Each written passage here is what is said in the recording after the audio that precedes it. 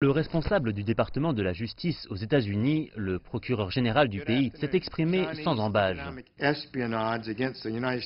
L'espionnage économique chinois contre les États-Unis s'est développé et se développe de plus en plus rapidement. Nous sommes ici aujourd'hui pour dire ça suffit, nous n'allons plus accepter cela. Jeff Sessions a annoncé l'inculpation de 3 ressortissants chinois et une entreprise chinoise pour vol de secrets commerciaux chez Micron, une entreprise américaine basée dans l'Idaho et qui fabrique des cartes mémoire pour les ordinateurs, les téléphones portables et les voitures. Il est temps pour la Chine de rejoindre la communauté des nations régies par le droit.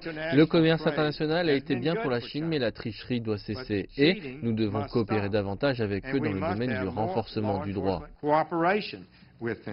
Le président américain Donald Trump a mobilisé ses loyaux soutiens en s'en prenant en partie à la Chine et en s'engageant à punir le pays pour ses politiques commerciales. Donald Trump a déjà imposé des droits de douane sur des biens produits en Chine pour une valeur de près de 250 milliards de dollars. Dans le même temps, Donald Trump dit avoir une excellente relation avec le président chinois Xi Jinping et s'est vanté d'avoir eu un entretien téléphonique avec lui jeudi. Dans un tweet, Donald Trump a dit « Je viens d'avoir une longue et excellente conversation avec le président chinois Xi Jinping. Nous avons parlé de nombreux sujets en insistant particulièrement sur le commerce.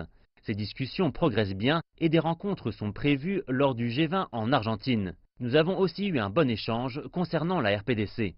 Jeudi, la Chine s'est à nouveau engagée à attirer les investissements internationaux pour renforcer l'économie mondiale et sauvegarder les intérêts légitimes des entreprises étrangères. Par l'intermédiaire du ministère des Affaires étrangères, la Chine a nié de manière répétée avoir commis le moindre acte répréhensible.